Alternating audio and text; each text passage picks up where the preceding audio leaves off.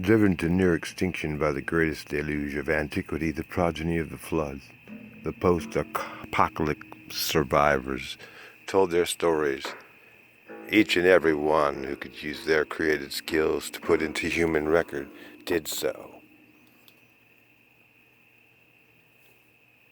or were taught about it and how to do it. The materials at hand were the sticks, stones, and ores, as well as meteorites from the hands of the ones who separated the darkness from the earth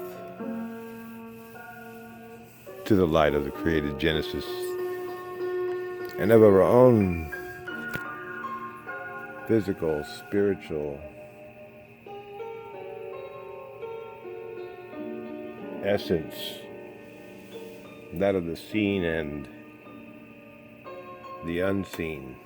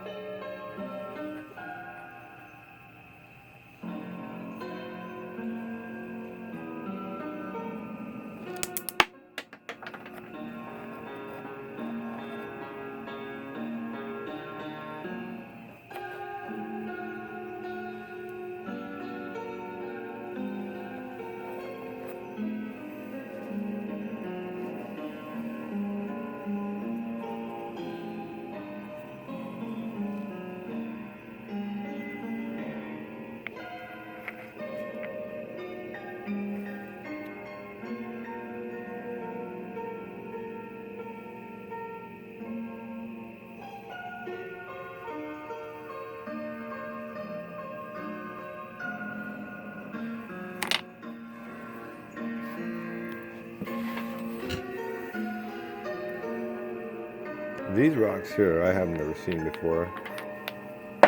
That one I have. This one here, not really. I haven't really looked it over. It's got a lot of dirt on it still. Let's take some of that dirt off if we can and see what's underneath it.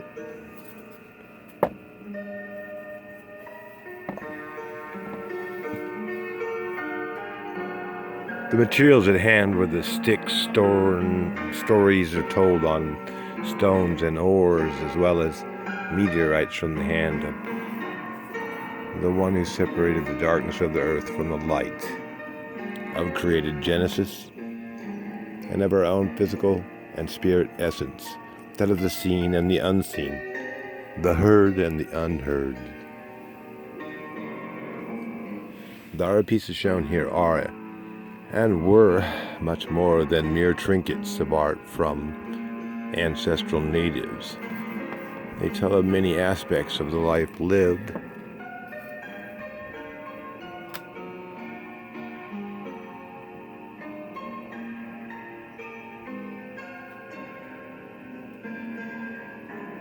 back when they were here. The humans and the animals also had the breath of life.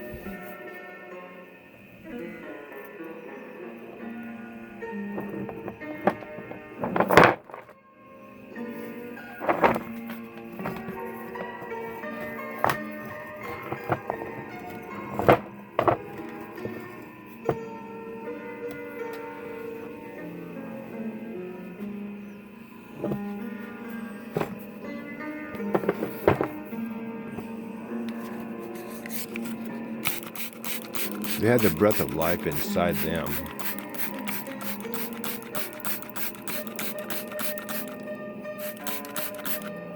And they made recordation of the important causes for others to examine at a time which they did not know in the future, just as we do. To those who coexisted for many generations with huge reptile snakes and generations with huge giants, the human person's entire physical, mental, and spiritual existence revolved around the important and noteworthy, the facts.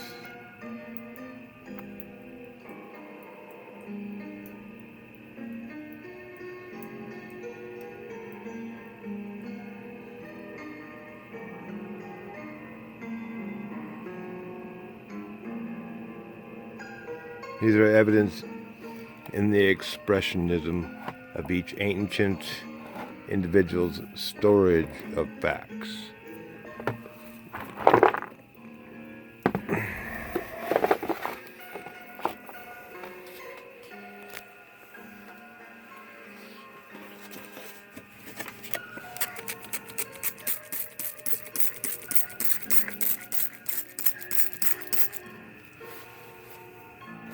As the connected observer and inscriber, their progeny maintained the information and copied it upon their own durable mediums for passing this historic knowledge on to those such as myself, who would find via the earth and under my foot their records of their stories of life's joys and sorrows, all but lost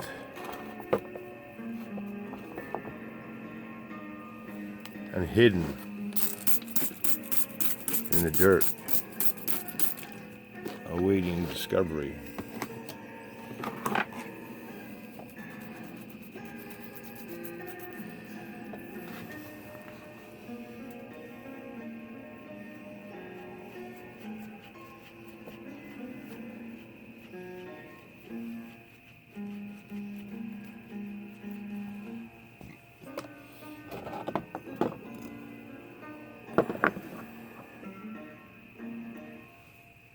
Dinosaur, toe.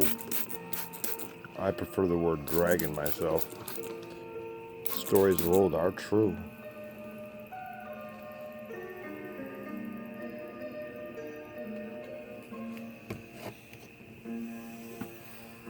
What they knew came out in their finely engraved works. Some of the work was done to satisfy or appease a god or many gods for such idolatry, and those were ended, these souls drowned in the flood and mud, helplessly battered into mere pieces, or left as buried skeletons in the graveyard of the earth.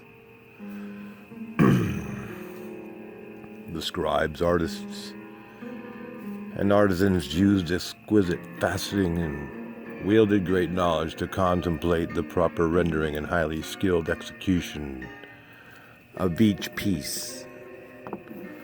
Also, it helped they had a lot of fossils to work with. Look at that.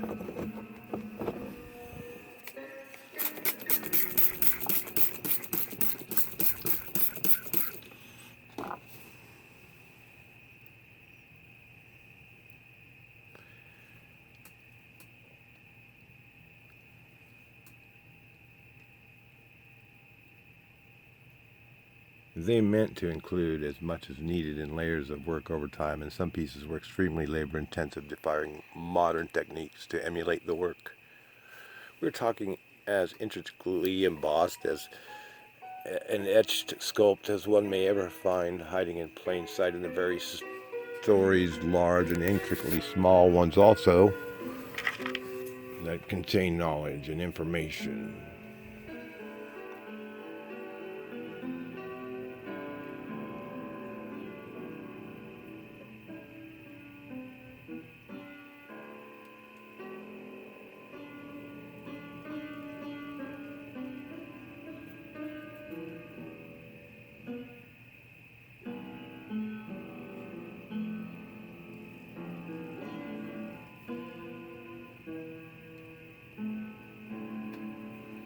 More than mere chance.